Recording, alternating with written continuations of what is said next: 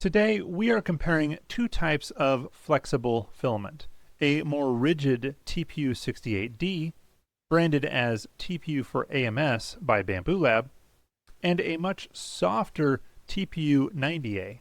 The goal of the video? Give you a little bit more information to determine which of these two filaments, if any, makes sense for your next flexible project. If your printer is capable of printing with TPU, both of these filaments will most likely work in it. You don't have to have a Bambu Lab printer to print with them. But why compare these two filaments? For the projects I've had around the house, generally one of the two fits the bill when I needed something a little bit flexible. They come in a variety of colors, and they're generally pretty easy to print with.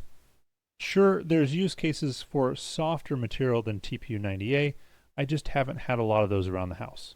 We're going to put each one of these filaments in a head-to-head test with those projects and determine which one makes the most sense and why. We'll consider things like print speed, grip, strength, flexibility, and general suitability for the project. By the way, I included some links in the description if you want to try any of these projects out yourself. Each part I'm going to show you today was printed with default Bambu Studio slicer settings. A key thing to note, all of the prints were printed with a 0.4mm nozzle, 15% infill, and 2 wall loops. Let's start with maybe not the most practical project, but one that does a great job at illustrating the differences between these TPUs. Toy tank treads, specifically those on the Cyberbrick forklift kit by Bambu Lab. The tread printed with TPU for AMS in about 27 minutes. Came off looking pretty good, minus a few wisps between the gaps in the tread. It was a little bit stiff. When I installed it on the Cyberbrick forklift, control was difficult.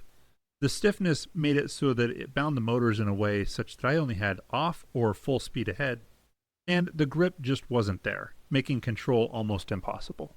When I removed the treads from the forklift, they snapped, so not a great experience with TPU for AMS. So next up, we printed the tank tread using TPU 90A, took about 49 minutes, and looked about the same with maybe a little bit heavier wisping of filament between the treads. It was more flexible as expected, and when we installed it on the Cyberbrick forklift, let's just say control worked well. The flexibility allowed that grip of the TPU to reach the table, directional control worked, and it didn't bind the motors. So I was concerned how easily the TPU for AMS broke.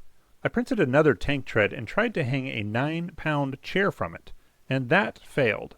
So I tried again with TPU 90A, and I hung one chair, and a second chair, and a third chair, and while the stretch of the TPU was impressive, it didn't break until 4 chairs in, meaning TPU for AMS broke somewhere less than 9 pounds, and TPU 90A broke between 27 and 36 pounds. My verdict? TPU 90A is the clear winner here. It just had the flexibility and grip needed for this application. If you're interested in printing this forklift yourself, I have a video of the assembly process included in the description. Next up, simple, boring, but practical furniture pads. I got tired of the one-size-fits-none and the versions that come with so much sticky stuff on them that sticks to everything but the chair leg, that I decided to design my own furniture pads. I have 2 variants, one for a standard 4-legged chair and one for a recliner with a circular base. The TPU for AMS versions printed in 40 minutes for the recliner and 1 hour and 16 minutes for the chair leg. The prints were basically flawless. They had a firmer feel and I could barely get them to flex when I tried. They do slide a little bit on the hardwood floors, and they seem to hold up well to a weighted down chair. Next up, TPU 90A printed these parts in 1 hour and 41 minutes for the recliner and 2 hours and 47 minutes for the chair. It certainly had a softer feel, and my initial impression was that it was just going to be too soft for this application. The exterior was a little bit pitted, but generally pretty good looking. They were noticeably stickier against the floor, and they seemed to hold up pretty well to a weighted down chair, although they did deform just a little bit at the bottom. My verdict? If you want your furniture to stay put, TPU 90A is probably the way to go. I'd recommend a couple of additional wall loops and maybe 30% infill to make it more rigid. I used this combination for my recliner. If you want to be able to slide the furniture around just a little bit but want some protection for the floor, the TPU for AMS might be the way to go. I used this for my kitchen table chairs. If you want to download these furniture pads, feel free to do so. I included a link in the description. They are parametric models, which means you can adjust their dimensions to fit your specific furniture. Now let's talk wearables, specifically a belt. I got tired of wearing down my really nice belts, so thought, could I 3D print a belt and save my nice belts for, well, nice occasions? So I did. This belt prints with TPU for AMS in about 8 hours and 22 minutes. It feels a little bit stiffer than a brand new belt, and unfortunately makes a little bit of noise as you adjust in your seat. So not great, but I'm pretty sure this belt would stand up over time. So next I printed the belt in TPU 90A, took about 20 hours and 30 minutes. It was certainly more flexible, with a little bit of stringing, looked great though, so I tried it on. It feels like a belt that's going to be comfortable over time. Plus, it doesn't make noise like the TPU for AMS.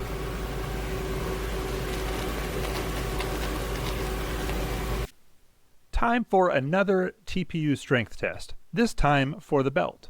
This is very important research because I need to know which belt will hold up better if I decide to go back for a second helping of dessert.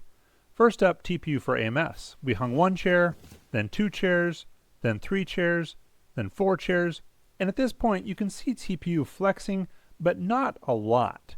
So we continued on with a 5th chair, and ultimately on the 6th chair we had the belt break.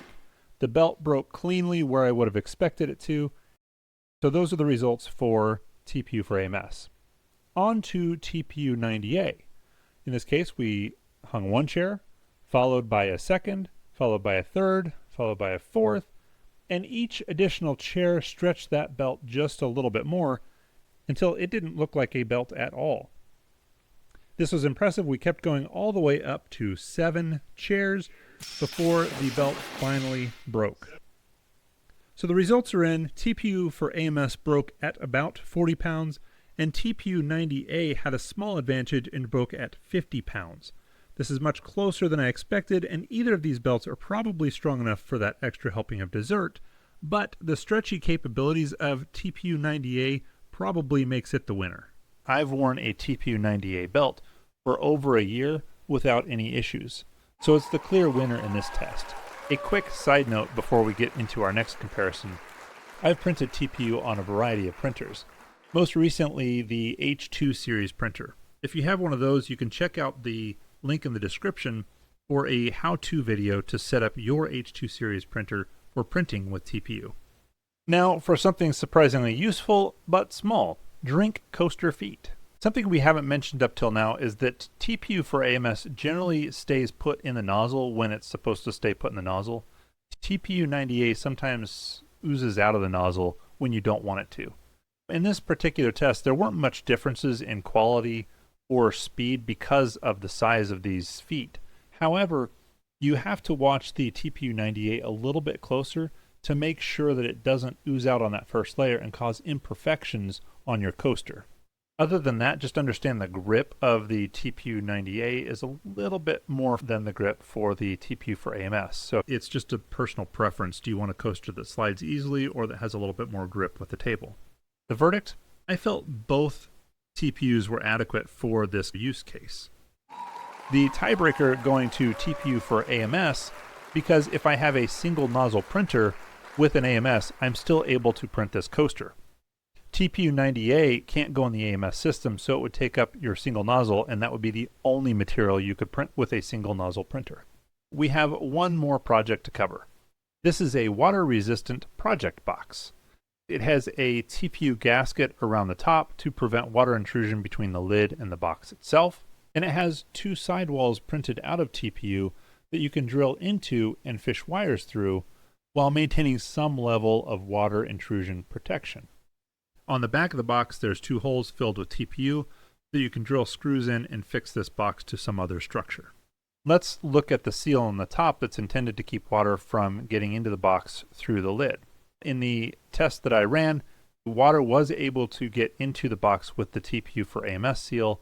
There was no water intrusion on the box with the TPU 90A seal. We'll look at the sidewalls made out of TPU.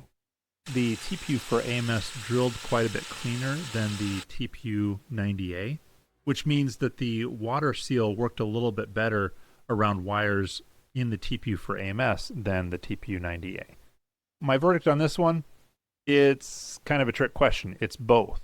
I would recommend printing this box with TPU 90A seals across the top and TPU for AMS sidewalls if you intend to run wires through the side of the box. Note though that if you only have a single nozzle printer, you'll only be able to print this box in TPU for AMS. In which case recognize that you probably don't want to dunk it underwater and expect your electronics to stay protected. So to recap, for today's projects, the print speed was about twice as fast with TPU for AMS compared to TPU 90A. TPU 90A has noticeably more grip than TPU for AMS. The strength of TPU 90A is astonishing, while TPU for AMS was a little less predictable.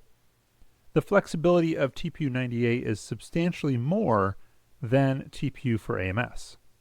I hope you consider these trade-offs for your next project, whatever that might be. Hit that like button if you'd like to see more TPU videos. Thanks for watching, and God bless.